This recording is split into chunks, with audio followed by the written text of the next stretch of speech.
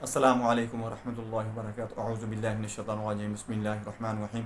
Rabbi इश्रह ली सदरी व यस्सिर ली अमरी वहलुल उक़दतम मिन लिसानी यफ़क़हू क़ौली वक़ुल जाअल हक़्क़ु व ज़हक़ल बातिल इन्नल बातिल कान ज़हूक़ा।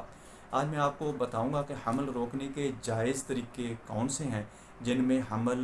रोका जा सकता है, यानी फैमिली प्लानिंग की जा सकती है, और कौन से नाजायज़ तरीके हैं जिनको अपनाने से बहुत सख्त गुनाह होता है और यहाँ तक कि वो कत्ल के बराबर गिना जाता है और अल्लाह की खिलकत के अंदर दखल अंदाजी है। दोस्तों, पूरी वीडियो देखें, आपको बहुत ज़्यादा फ़ायदा होगा। मैं हूं डॉक्टर हाफिज़ अब्दुल अंजुम, आप देख रहे हैं रुकैया कुरानी डॉक्टर हाफिज़।